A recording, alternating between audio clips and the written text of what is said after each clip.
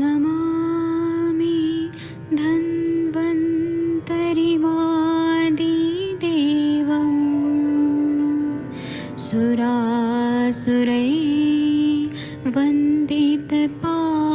सुरासुरैर्वन्दितपादपद्मं लोके जरामृत्युनाशं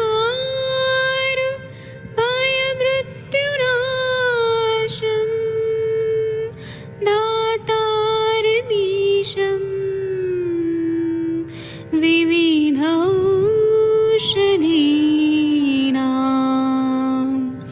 शङ्खं चक्रं जलौकां दधतं मृतघटं चारुतोर्भिश्चतुर्भिः सूक्ष्मस्वच्छादिरुद्यं शुकपरिविलसन् मौलिमं भोजनेत्रम् कालाम्बोदोज्ज्वलाङ्गं कटितटविलसत्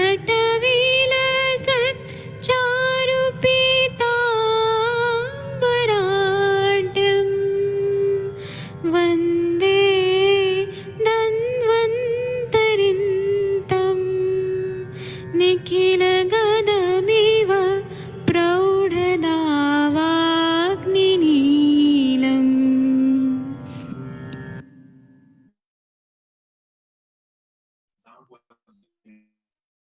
नमस्कार। वो मैडम मोनिका मैडम को होस्ट बना दीजिए आप।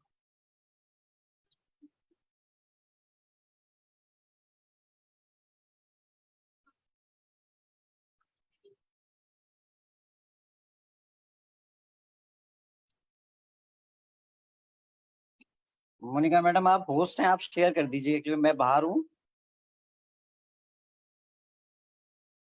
नमस्कार मैडम जी। प्रणाम सर। प्रणाम जी। 2 दिन मैं बाहर रहूंगा जी। जी सर। कौन सा सूत्र पढ़ना है सर? 1 मिनट, ये तो हो गया था सर, मैं दूसरा 1 मिनट ये शेयर।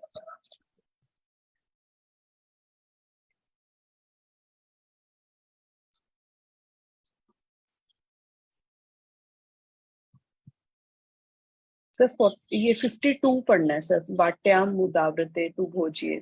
52। ठीक है, मैं पढ़ देता हूँ जी। वाट्याम उदावर्ते तु भुजे स्निग्धम पैपलिके यूषे मूलिकानाम रसेन वा। उदावर्ते इसका अर्थ जो है आप पढ़ दीजिए मैम। और जी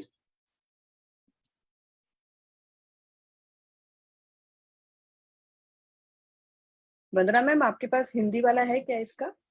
मैडम मैं आप इसकी टीका पढ़ दीजिए और अर्थ पढ़ दीजिए। एक्चुअली मैं कहीं बाहर हूँ जहाँ पे बहुत आवाज आ रही है जी। जी सर। सर मैं हिंदी का टीका 1 मिनट देखती हूँ, इसका हिंदी वाला।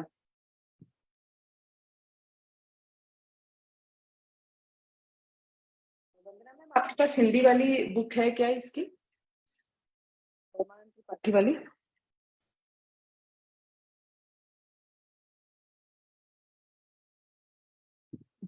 हेलो वंदना मैम। हाँ मैम है, मैं बार बार वो करना, वो म्यूट करे हुए थे ना मुझे, मेरे पास है। हाँ मैम, नहीं मैंने म्यूट नहीं किया, वो हो ही नहीं। आई थिंक अभी मेरे को होस्ट बनाया ना, मेरे को चेक करना पड़ेगा कि इसके नहीं अनम्यूट अब के हो गया, ऑप्शंस। अब हो गया, जी हो गया। वो मैंने वो फिर आपको ऑप्शन भेजा तो हो पाया। जी जी जी जी। वाटे मुदा वर्ते तु भोजेत स्निग्धम पैपल्य यूर्ष मूल का नाम रसेन वा। यदि उदावट जनित विकार भी हो तो पिपली के यूष अथवा मूली के रस से स्नेह युक्त जौ का दलिया रोगी को खिलाएं। अब इसकी टीका जो है, सती वाट्य स्निग्ध स स्नेह पिप्पली संस्कृतई यूषै सह भोजियेत अथवा मूलक रसेनाश्नियात। जी मैम। मैम इसमें वाट्य का मीनिंग क्या बताया अभी? बला? 1 सेकंड मैम। हाँ ये मैम उन्होंने वाट्य मुदा वर्ते लिखा है, उदावर्त जनित विकार, वो तो पिप्पली के अच्छा। यूष, तो उसमें वाट्य का कुछ मुझे नहीं पता, लेकिन उदावर जनित क्योंकि विकार ऊपर भी मैम वाट्या एरंड दर्भा नाम आया था, तो यहाँ पे बला बोला था सबने कल कि बला है इसका मीनिंग। जो वाटे का 50, मतलब हाँ 50 नंबर श्लोक में आया ना मैम, वाट्या हवे एरंड दर्भाणाम मूलम दारू महोषधम। हाँ राइट, वाटे का मतलब वहाँ बला मूल ही आया, जी वाटे खंड मूल, तो वो बला ही होगी। उसको और चेक कर लेंगे फिर। जी मैम, नेक्स्ट श्लोक में लगाती हूँ मैम।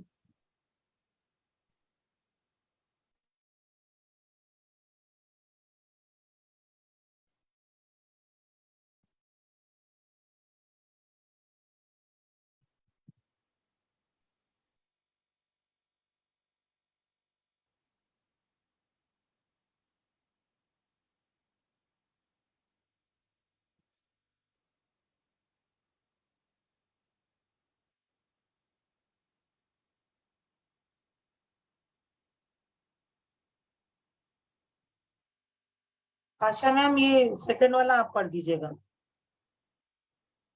तो आशा मैम आप अनम्यूट कर पा रहे हैं ना?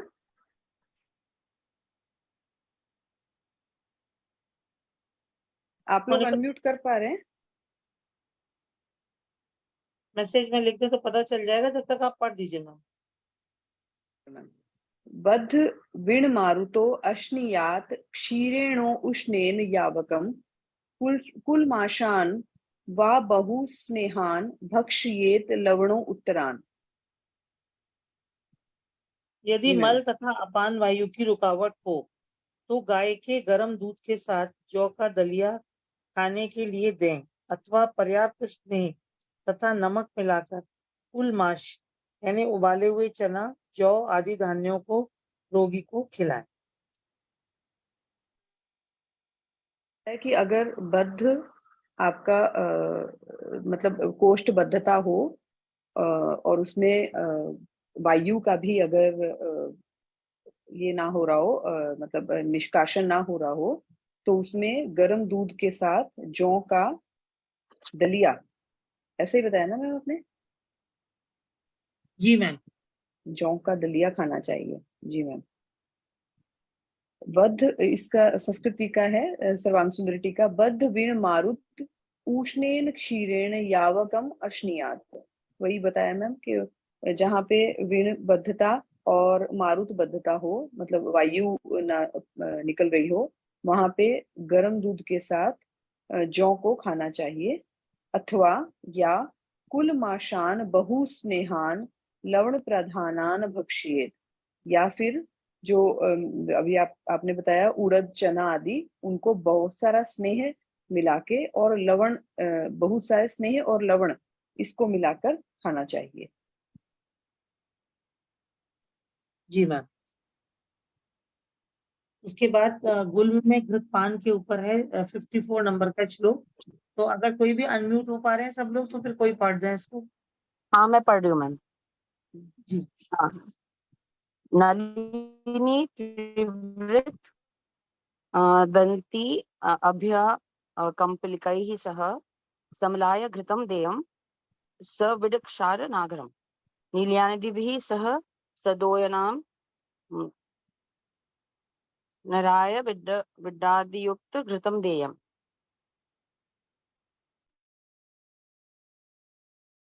आपके पास ब्रह्मानंद त्रिपाठी की बुक है? हाँ जी जी, मैं पढ़ देता हूँ। उसमें लिखा है कि मलाशय में यदि मल का संचय हो तो नीलनी के बीज, निशोथ, दंतीमूल, हरड़, कबीला, विडनमक, यवशार तथा सौंठ का चूर्ण घी के अनुपान के साथ रोगी को दें। तो इसके अंदर विरेचनीय द्रव भी है और यवशार भी है। जहाँ अगर मतलब चिपचिपापन है, कफ है, तो उसको निकालें। और सुंठ जो है वो आम पाचन करने के लिए, मतलब सभी द्रव है उसके अंदर। घृतपान जो है वो इस तरह करना है कि मलाशय में यदि मल का संचय हो तो इनके बीज यानी कि नीलनी के बीज, निशोथ और दंतीमूल, हरड़, कबीला, विडनमक और जौखार और सौंठ, इन सब का चूर्ण, और अगर ये नहीं बताया कितना तो संभाग, ये घी के साथ लेने से रोगी का जो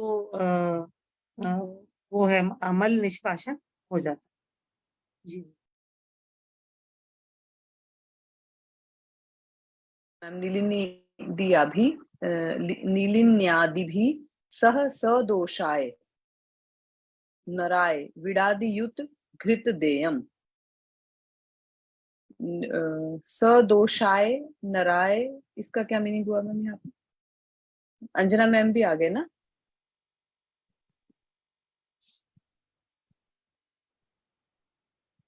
अंजना मैम आप अनम्यूट कर पा रहे हैं? जी मैम, ये बताइए कौन सा वाला प्रणाम पढ़ रहे हो मैम। आप? जी ये नमस्कार मैम मैम। 54 नंबर का श्लोक है, गुल्म में जी मैम, घृतपान। जी मैम, जी मैम। टीका है ना, टीका में लिखा जी है सदोषाय नराय, इसका क्या मीनिंग होगा मैम? जी मैम, मैं अभी 1 मिनट में देखती हूँ। हिंदी पढ़ ली आप लोगों ने इसकी? हिंदी में इसमें जी ये मैम लिखा है, पढ़ मैं ली हिंदी मैम। वर्जन, हाँ पढ़ा है ना? जी हाँ, तो इसमें हिंदी में तो जैसे पहले हम एक बार क्लियर कर लेते हैं, फिर मैं देखती हूँ थोड़ा टीका खोल के। मेरा थोड़ा अभी आया है टीका में। अच्छा हाँ, अब मैं पढ़ती हूँ। टीका मेरा आ नहीं रहा था। नीलिनी त्रिवत दंती पथ्या कंपीलक के सह सा मलाय घृतम देहम सा विरछा नागरम, है ना? तो इन्होंने यही बोला हुआ है यहाँ पर कि अगर जैसे हमने क्या क्या लिया है, नीलनी लिया है ना, नीलनी के बीज ले लिए हमने, निशोथ ले लिया, दंती मूल ले लिया।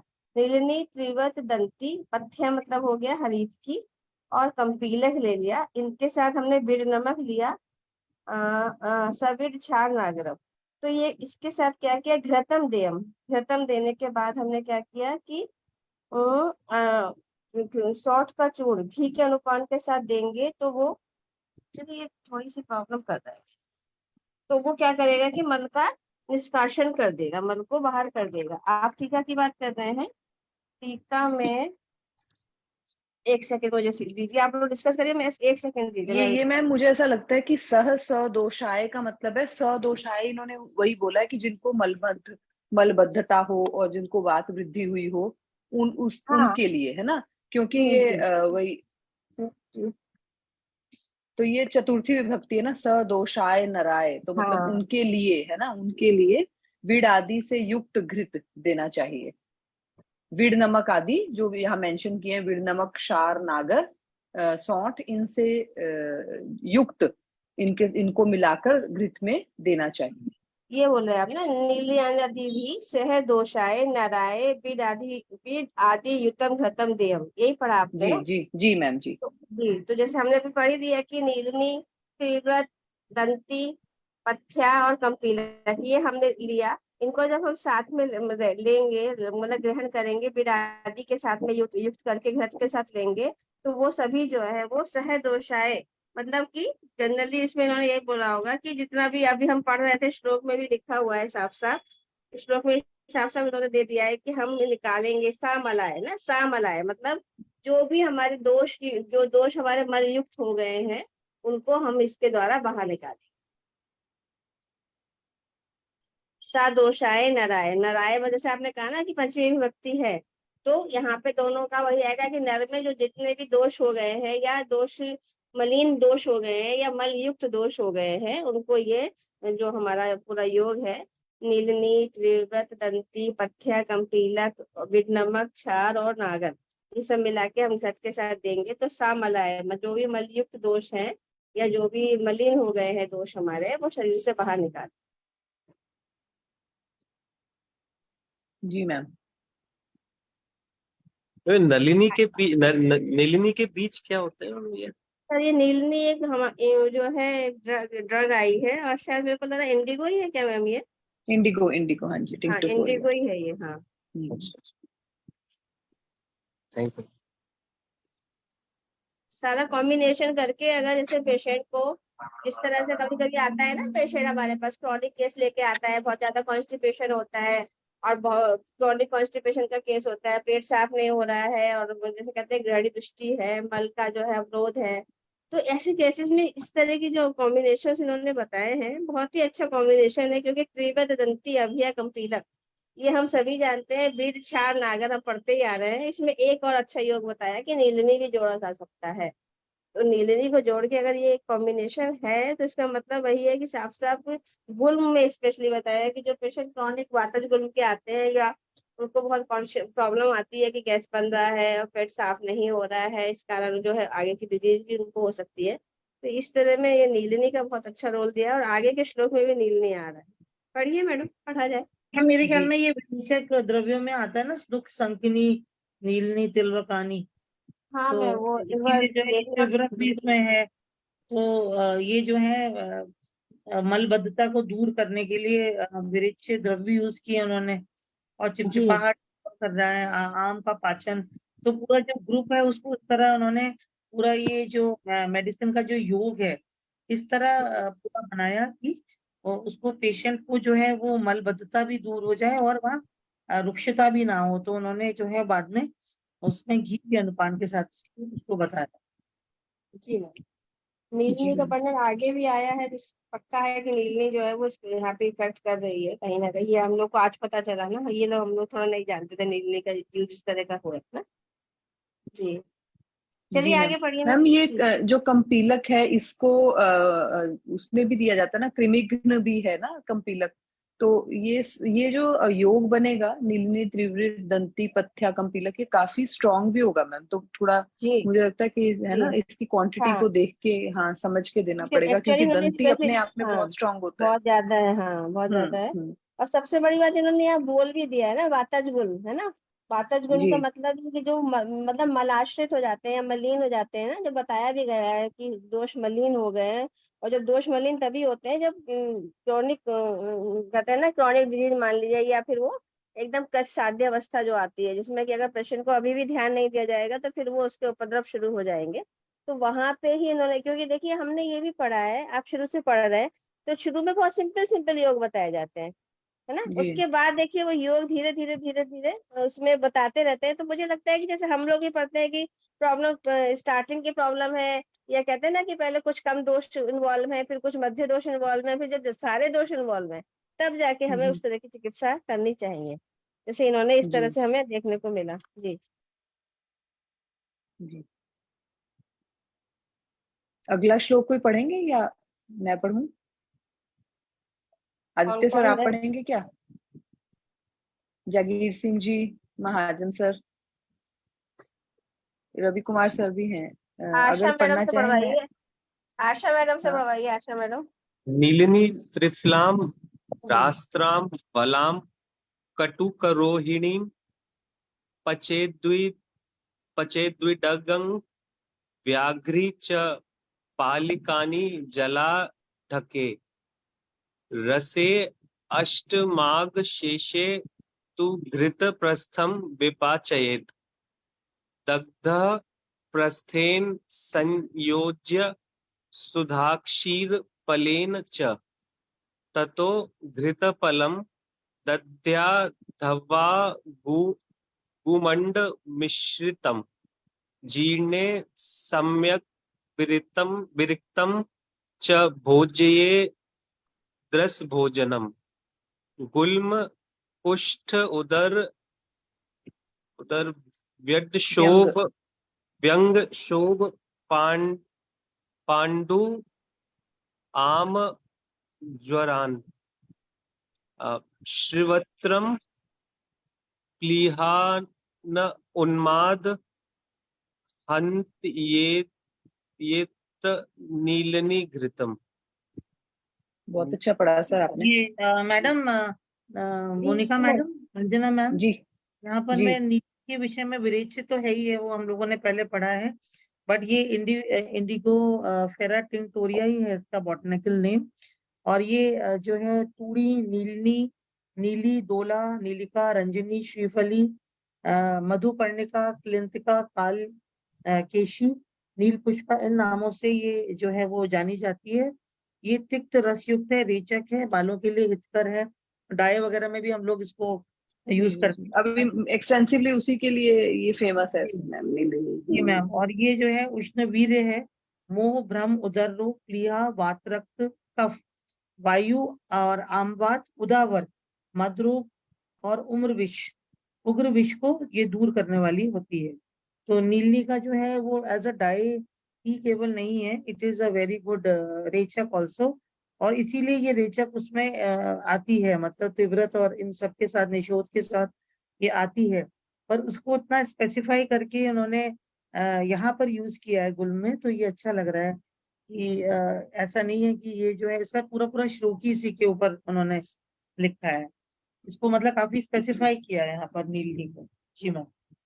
जी जी मैम। मैम, ये भाव प्रकाश में भी बहुत अच्छा, वो सॉरी आपने भाव प्रकाश से पढ़ा होगा, मैं प्रियव्रत शर्मा सर से बता रही थी, उसमें भाव भी मैडम प्रकाश यही जी। बहुत, हाँ जी, बहुत अच्छा बताया उन्होंने भी, सिंपल यही बता दिया है कि ये जो है वही करती है, जैसे मतलब यकृत की उत्तेजन है ना, और शूल का प्रशमन है, और रेचन के लिए तो सबसे पहले बता दिया है इन्होंने, और जैसे आपने बता ही दिया है कि ये उष्ण वीर्य है, कटु तिक्त में है। और अगर हम भाव प्रकाश खोलेंगे ना, तो भाव प्रकाश में इसके बारे में बहुत अच्छा बताया है कि नीलनी रेचनी तिक्ता कैश्या मोह भ्रम अपहा, मतलब मोह भ्रम को भी लेके रेचनी सबसे पहले आया, नीलनी रेचनी तिक्ता कैश्या, तिक्ता है ही है। तो इस तरह से और भी इसके धन्वंतरी निघंटु, कहदेव निघंटु में सारे श्लोक बहुत अच्छे से आए। बात रक्त उदावर्तम आम बात गदम हरे, मतलब बात रक्त उदावर्त, उदावर्त मतलब मैंने ये देख रही थी कि जहां जहां ये इस तरह की व्याधि है, वायु बात प्रकोपित व्याधि है, या बात बात का जहां जहां संबंध है, वहां उदावर्त में, आम बात में, बात रक्त में, और स्पेशली जैसे इसमें रेच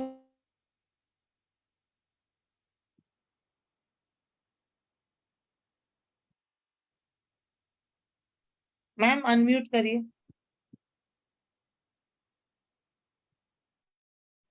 म्यूट तो है मैम, आई थिंक आवाज का कुछ ये है।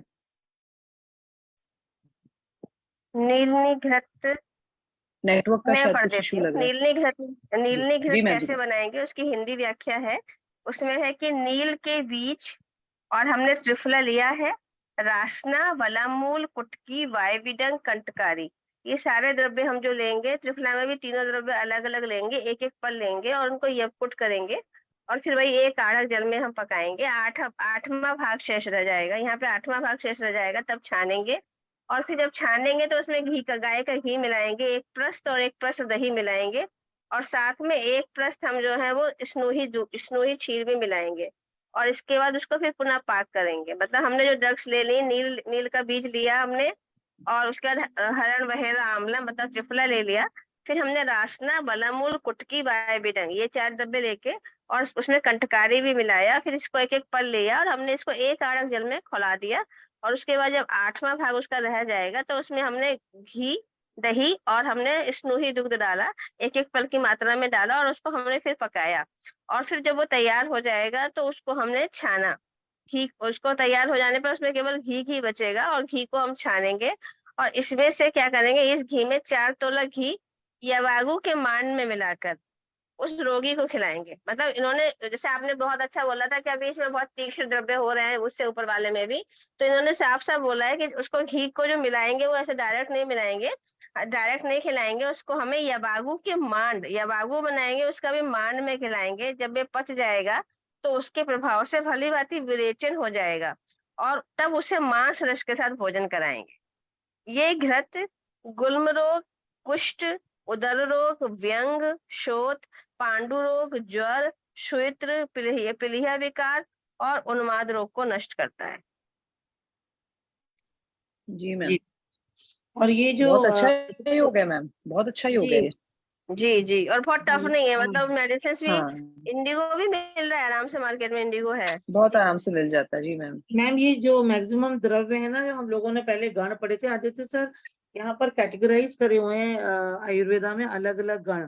तो जो नीचे की ओर ले जाने वाले विरेचक जो द्रव्य हैं, उनमें ये नीलनी भी आता है। और जो हम लोगों ने यहाँ पर जो यूज किया है त्रिव्रत, तो उसका जो एक श्लोक है बहुत अच्छा। और ये सारे श्लोक जो हैं वो इसी बुक में हम लोगों ने पहले भी पढ़े थे, जब हम लोग पिछले चैप्टर में पढ़ रहे थे। तो निकुंभ, कुंभ, त्रिफला, गवाक्षी, स्नुक, शंकिनी, नीलिनी, तिलवकानी, शम्या, कपिलक, हेम दुग्धा, दुग्धंच, मूत्रंच, विरेचनानी। उसमें निशोत भी आया है, जमालगुटा, त्रिफला भी आया है, इंद्रायण की जड़ भी आई है, तुवर यानी स्नूही भी आया है, शंकिनी आया है, और नीलनी पर नीलनी के बीज हैं, जो कि हम लोगों ने यहाँ जो है वो यूज किया है। उसके अलावा अमलतास, कबीला, स्वर्ण क्षीरी, दूध और गौमूत्र, ये सारे जो है उन्होंने विरेचक में माने। तो उन्होंने इसी में से काफी सारे विरेचक द्रव्य इस कंपोजिशन को बनाने में यूज किए। जी मैम, बहुत स्पेसिफिक भी है और इतना रिच है हम लोग का ये, जो कि मेन प्रॉब्लम पेशेंट के पास कॉन्स्टिपेशन वाली रहती है। इसमें इतना हम लोग रिच है, अगर हम चाहें तो कितने योग हमारे पास है। इसकी वो भी पढ़ लेते हैं, अच्छी लग रही है टीका भी। पढ़िए मैम, टीका पढ़ लीजिए। जी मैम। नीलिन्यादीन पलिकान जलाढ़के पचेत, मतलब नीलिनी आदि जो द्रव्य बताए हैं उनको एक एक पल की मात्रा में लेकर एक आढ़क जल में पकाएं। अष्टभाग जी। शेषे च रसे दधि प्रस्थेन सुधा क्षीर पलेन च मिश्रित्वा घृत प्रस्थ विपाचियेत। आठवां भाग शेष रहने पर जी। रसे दधि प्रस्थेन, मतलब जी। इसके रस का अष्टभाग ऐसा ही है मैम इसको। इसमें दधि इन्होंने बोला प्रस्थेन है मतलब कि जैसे इसमें अब एक हाँ प्रस्थ दधि हाँ मिलानी हाँ है, एक प्रस्थ जी, दही सुधा। और सुधा हाँ क्षीर मतलब स्नूही क्षीर, है ना। हाँ एक पल की हाँ मात्रा में स्नूही जी क्षीर भी इसके अंदर मिलाना है और उससे एक जी प्रस्थ घृत जो है वो उसका पाचन करना है, उसको पकाना है। जी ततो घृत जी पल, उस घृत का एक पल यानी 4 तोले वो जो घी है वो यवागु मंड मिश्रित दद्यात, मतलब यवागु के मंड में जी मिश्रित करके उसको देना चाहिए। जीर्णे च जी घृते सम्यक विरिक्त नर रसयुतम भोजनम भोजयेत, और उस घृत के पच जाने पर जो सम्यक विरिक्त नर है, जिसको सही प्रकार से विरेचन हो गया है, उसे रस युक्त यानी मांस रस से युक्त भोजन देना चाहिए। और मांस रस के अगर कोई नहीं लेता है तो उसके अभाव में मुद्गयूष आदि जो हमारे संसर्जन क्रम में बताए गए हैं उस तरह का भोजन लेना चाहिए। ऐसा ही है ना मैम? जी मैम जी, एतच्च एकदम बिल्कुल बढ़िया। जी, एतच्च नीलिनी घृतम गुल्मादीन हंति, इस प्रकार बनाया गया नीलिनी घृत गुल्मादि जो बताए गए हैं, गुल्म कुष्ठ, उदर रोग, व्यंग, मैम इसमें व्यंग का भी आया है, मतलब छाइयां जो पड़ जाती है ना उसके लिए बोला गया है। जी उसमें जी जी शोफ यानी कहीं पे भी कोई स्वेलिंग है, पांडु अगर किसी को अनीमिया है, इस तरह के रोग और ज्वरों को, उसके अलावा श्वित्र, प्लीहा के रोग, उन्माद, इन सबको यह नीलिनी घृत मार देता है, बिल्कुल मैम, नष्ट बहुत कर अच्छा, देता है। बहुत अच्छा। मैम आई डोंट थिंक कि नीलनी घृत अवेलेबल है पोर्टुगल नहीं मैम, वगैरह नहीं सुना में। नहीं है, नहीं मैम नहीं सुना, मैं फिर भी चेक कर दूंगी मैम, वैसे हमने यूज भी नहीं किया और सुना भी नहीं है मैम। एक्चुअली मैम इतना ज्यादा है ना, इतना ज्यादा हमारे पास कहना चाहिए मेडिसिन हैं और इतनी सारी कल्पनाएं हैं ना, कि इतनी कंपनियां होने के बावजूद भी सारी कंपनियां सब कुछ कवर नहीं कर पाती हैं, है ना। अब जैसे ये एक बहुत अच्छा एक पॉइंट है हमारे पास कि इस घृत को हम तैयार कर सकते हैं, और घृत को तैयार करके, और बहुत सिंपल में, बहुत ज्यादा महंगा घृत नहीं बनेगा ये, लेकिन ये है कि अब इसको हो सकता है आगे कंपनियां इसके लिए पर ध्यान दें, या और भी लोग बना सकते हैं, जरूरी नहीं है कि कुछ कंपनियां ही बनाएं, और भी लोग बना सकते हैं इसको। जी थैंक यू मैम। मैम 7:28 हो गया है, तो अभी इस सेशन को यहीं पर कंक्लूड करेंगे। जी जी जी जी मैम, जी मैम, एक बार कोई मैं एक रिक्वेस्ट कर बार दे। शांति पाठ कर देती हूँ। जी मैम। हाँ, शांति पाठ कर दे जी। सर बोल रहे हैं बहुकल्पम है, मतलब बहुत तरीके की चीजों में, रोगों में ये और बहुत सारे योगों से मिला के बनाया है, मतलब एक ही एरो से काफी सारी चीजें ठीक होने वाली हैं। इसको जी बना जी देखिए मैम, तो उसको देखते हैं बना के। जी जी मैम, बनाइए जी मैम, सर वो बनाइए, मजा खालित्य, आएगा, हाँ बनाइए खालित्य जी पालित्य में तो है ही इसका यूज सर, क्योंकि बहुत ज्यादा उसी के लिए ये प्रचलित है। नीलिनी को आजकल बहुत ज्यादा डाइज और उसमें यूज किया जाता है, बट यहाँ पे जो स्पेसिफिक उसका घी बनाने के लिए बोला है, तो वो और इतने सारे विरेचन द्रव्यों के साथ उसको मिला के बोला है ना, तो खुद भी विरेचक है और इतने सारे विरेचन द्रव्यों के साथ फिर उसमें स्नूही क्षीर भी मिला है मैम, देखिए इतना तीक्ष्ण होता है स्नूही क्षीर भी, तो ये सब मिला के तो बहुत अच्छा वो विरेचक हो जाएगा। और जितने भी दोष हैं इसमें वात प्रधान और पित्त प्रधान दोष यही ज्यादातर बताए गए हैं, तो उनको वो जल्दी से जीत लेता है, ऐसा बताएगी। एक्चुअली मैम सबसे बड़ी बात क्या है ना, शोथ अवरोध हो रहा है, ग्रहणी दृष्टि हो रही है। मीन्स जैसे हम लोग कहते हैं पित्त का प्रकोप हो रहा है, जो भी इन्होंने व्यंग बताया, या जो पलित है खालित है, ये सब क्या है, ये केवल देखा जाए तो कहीं ना कहीं हमारा जो है आवरण जन्य मान लीजिए या अवरोध जन्य मान लीजिए, है ना। तो कहीं ना कहीं वो शोधन का काम कर रहा है, स्नेहन भी साथ में है, घृत मिल गया, और उसके साथ हमारे सारे द्रव्य मिल गए जो शोधक है, जो हमारे विरेचन कर्म को कर रहे हैं, जिसमें पृथ्वी और कहना चाहिए कि जल महाभूत की प्रधानता होती है, जो भी अधोगामी द्रव्य कार्य करते हैं।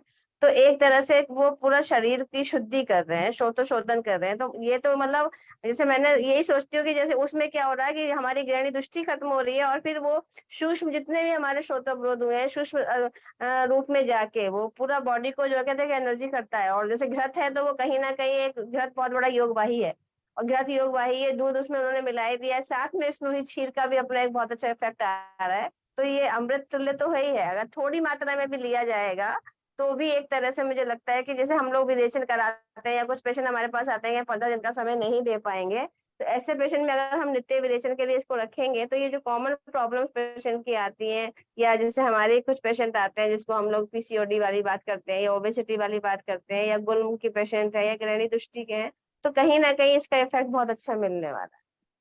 जी मैम, इवन मैम खालित्य पालित्य में भी हम इसको यूज करेंगे तो अच्छा रहेगा, क्योंकि विरेचन कर रहा है तो पित्त का नाश करेगा। हाँ, तो बिल्कुल वहां मैम, पे भी बिल्कुल हमें वही अच्छा, मेरा और मतलब था। श्रोतोरोध हाँ भी दूर करेगा। जी हाँ, मैम, जितनी भी बिल्कुल बिल्कुल। त्वक रोग आधारित जितनी भी हमारी डिजीज होती है ना, वो सब पित्त से ही पित्त पे ही डिपेंड करती है। तो शुद्धि करेंगे तो पित्त हमारा जो है शुद्ध हो जाएगा।